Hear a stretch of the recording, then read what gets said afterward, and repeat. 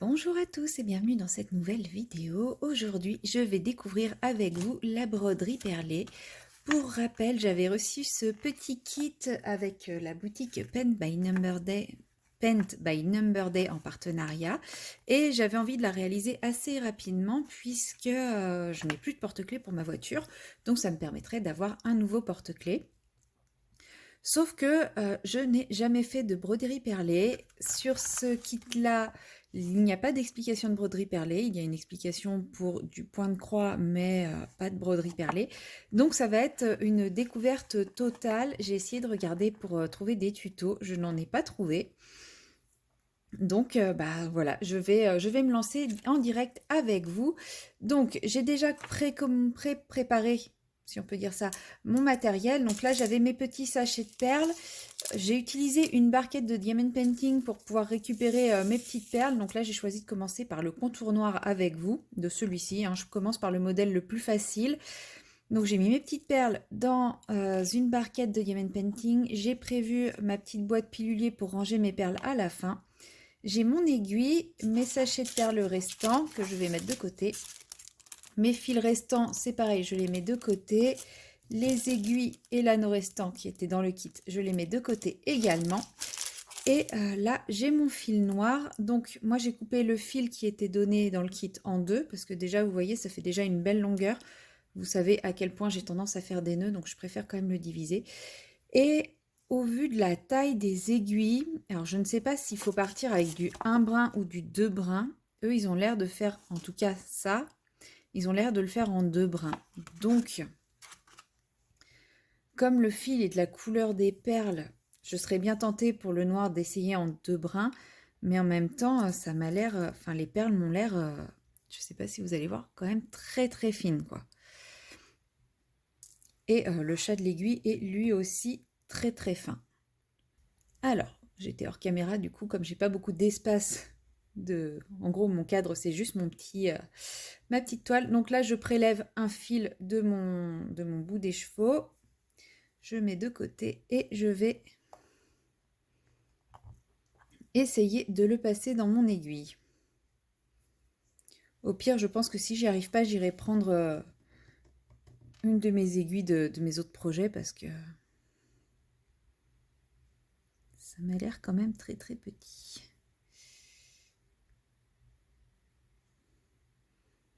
Vous allez assister à toutes mes galères en direct, c'est l'avantage. Voilà, après un petit moment à me battre avec mon fil, ça y est, je l'ai enfin. Donc, on va commencer. Je repère mon premier point qui sera ici. Et je vais donc me glisser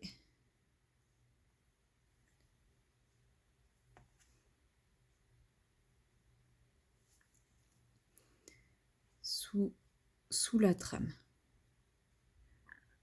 pour bloquer mon fil. Pour le moment, je fais comme si je faisais du point de croix classique. Sauf que, comme je vous l'avais dit, la toile paraît un peu cirée, donc c'est très compliqué de passer sous la trame. J'ai l'impression que je vais casser les fils plus qu'autre chose. Voilà, j'ai réussi à passer sous ma trame. Donc je vais maintenir le fil avec mon doigt et je vais venir piquer dans le trou, ressortir mon aiguille, maintenir mon fil et attraper la première perle.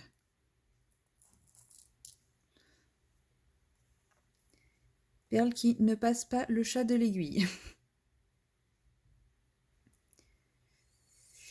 Voilà. Donc sachez que si vous prenez ces petits kits, les aiguilles fournies, à moins qu'il y en ait plusieurs tailles,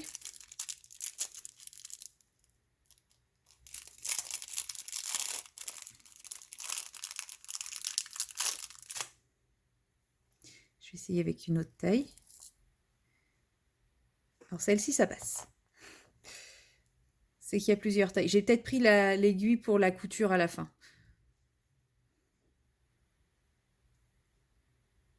Celle-ci, ça passe. Oui, en fait, j'ai pris la seule aiguille qui passe pas. Il fallait bien commencer par la mauvaise.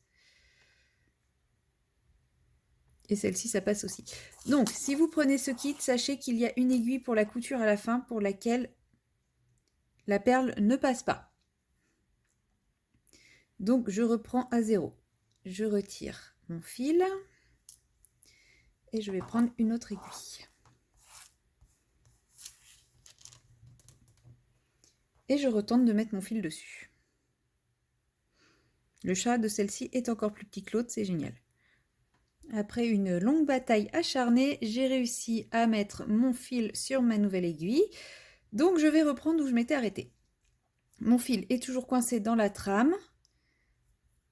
Je viens le maintenir avec mon doigt pour éviter qu'il s'enfuit et je viens piquer une perle. Cette fois, elle passe.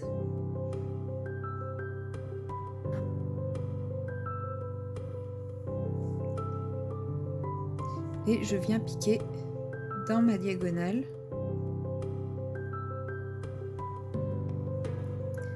C'est vrai que je suis partie dans un sens étrange.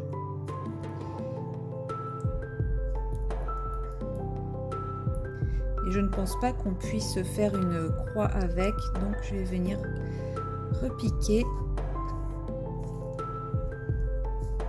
Du coup,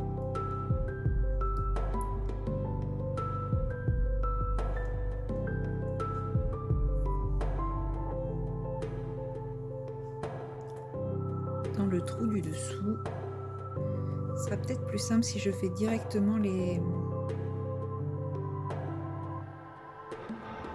ponts comme ça. Et je vais me piquer. Je sais pas si vous voyez ce que je fais, si je suis assez zoomée ou pas. Donc en fait, je pique dans ma diagonale, je ressors par le trou du dessous parce que je suis partie à l'envers. Des fois, je fais des choses un peu bizarres. Et du coup, je viens tirer ma perle. Je ne sais pas du tout si c'est la bonne méthode, mais en tout cas, c'est une méthode qui m'a l'air de correspondre à peu près. C'est assez difficile parce que l'aiguille est fine, l'aiguille est souple, alors que la toile est super rigide. Je pense que quand en plus il y aura toutes les perles et qu'on brodera à côté, ça va être assez sport. Donc clairement, je confirme, vu la taille du chat de l'aiguille, impossible de passer 2 brins. C'est quelque chose qui se fait avec un seul brin. En tout cas sur ces petits porte-clés là. J'arrête pas de me piquer. J'aurais dû mettre mes petits bandages que j'ai unboxés la dernière fois.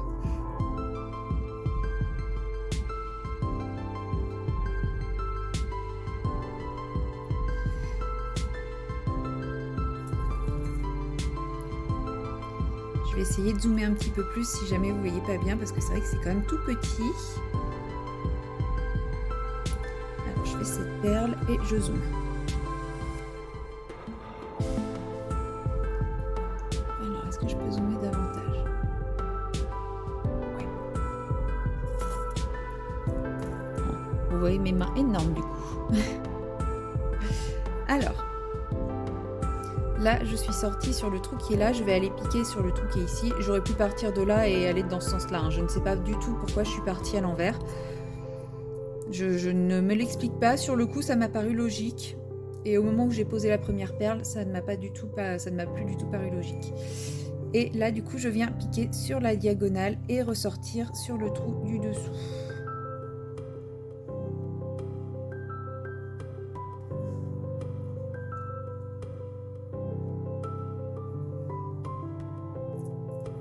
Je reprends mes perles.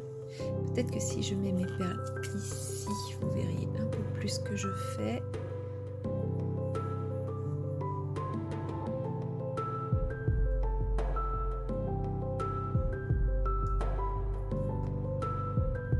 J'ai l'impression que je vais casser l'aiguille à force tellement elle est fine et souple.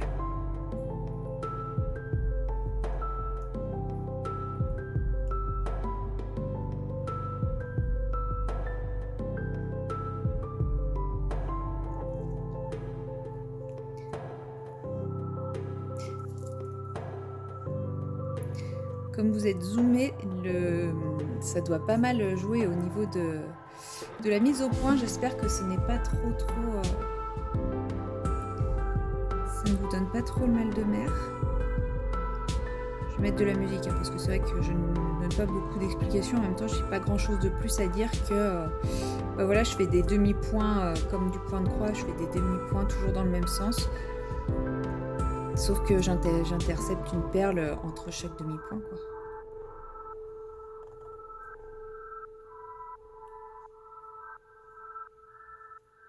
Et n'ayant pas trouvé de tuto, si y en a parmi vous qui connaissent la broderie perlée, n'hésitez pas à me dire si j'utilise la bonne technique ou s'il y a une technique plus facile, plus fiable, etc. hein. Au contraire, moi je découvre complètement. Donc je suis ouverte à tous les conseils possibles et imaginables à ce sujet parce que j'ai envie d'avoir un joli petit porte-clés. C'est pareil, une fois que j'aurai fait mes 2 faces, j'ai aucune instruction pour le montage, donc je ne sais pas trop comment je vais monter ça. Je pense que je ferai ça en vidéo avec vous.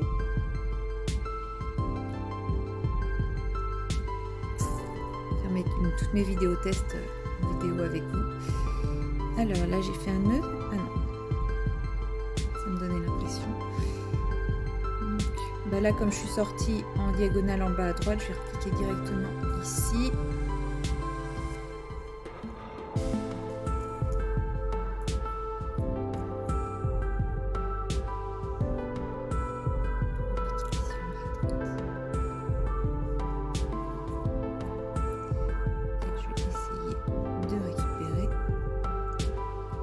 Heureusement que vous voyez que mes mains et vous voyez pas ma tête. Hein. Parce que je pense que je dois faire de sacrées grimaces à galérer comme ça.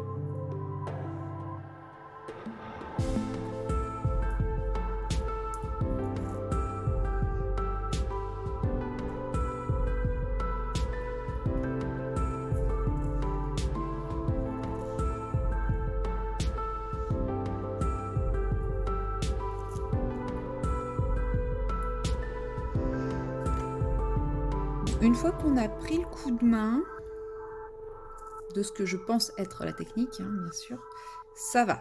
C'est pour le moment, en tout cas, pour faire le contour, ça va. C'est plutôt faisable. Quand je ferai l'intérieur, on verra. Mais pour le moment, ça m'a l'air quand même... Mince. Je parle en même temps, ça y est, je fais des bêtises. Ça m'a l'air plutôt assez simple en réalité. Le plus dur, c'est de trouver le coup de main au départ de comment placer son fil, comment prendre l'aiguille. Mais maintenant que j'ai le coup de main, bon là on voit, non, c'est normal que ça zigzague, c'est le modèle qui zigzague. Là ça zigzague un peu, je l'ai peut-être pas bien tiré.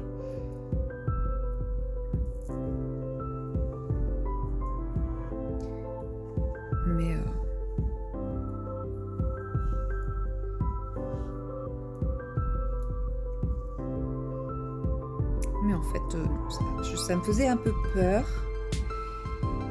Mais la technique que j'utilise, en tout cas, me convient plutôt bien. Ça va être assez long à faire, hein, je pense, mais bon, je suis pressée sans être pressée, quoi. Il n'y a pas d'urgence non plus à le terminer. Plus tôt il sera fini, mieux ce sera. Mais j'ai encore beaucoup d'autres projets aussi en attente.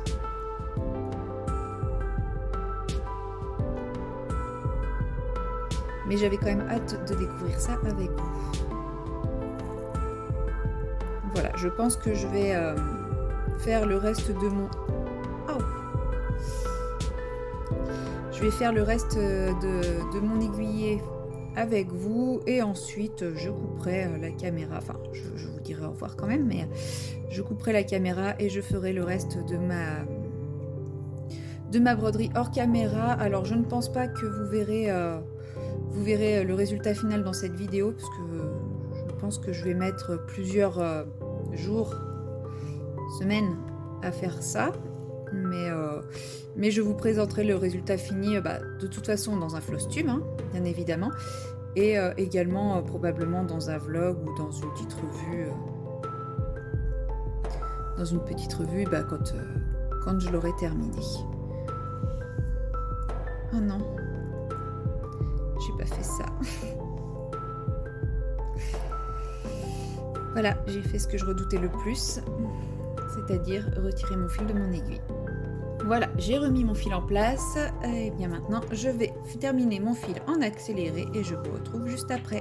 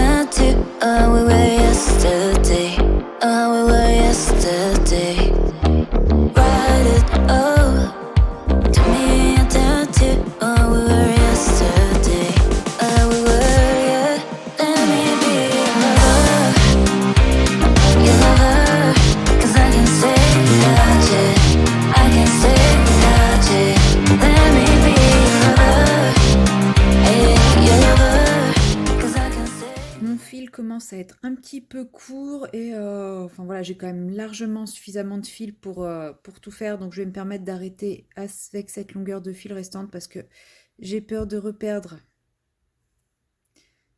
le fil de mon aiguille et de me retrouver complètement coincée. Donc là, je vais essayer maintenant d'arrêter mon fil de manière à garder quelque chose d'assez serré. Donc je vais vers l'intérieur du sujet pour faire ça.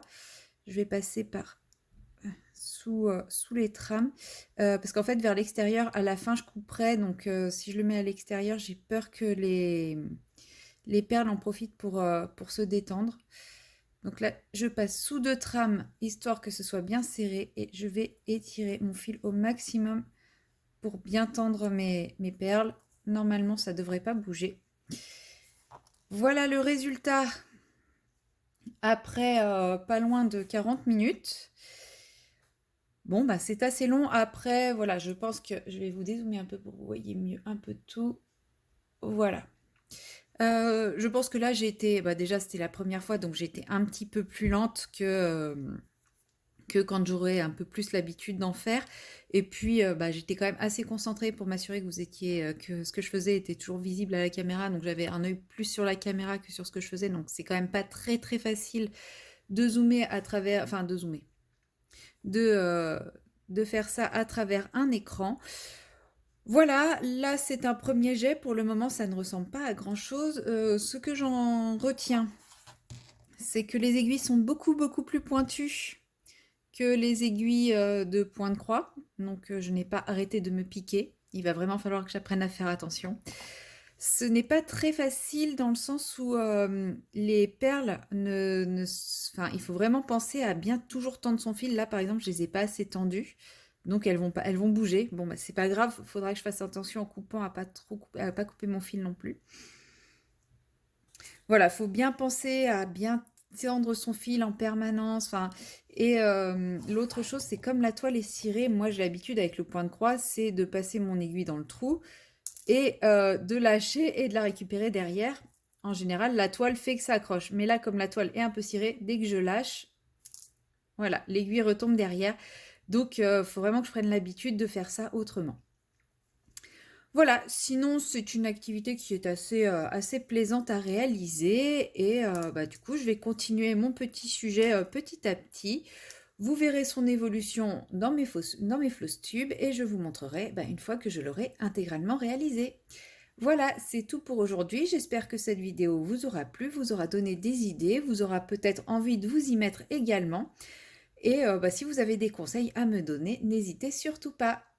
À bientôt, bye bye.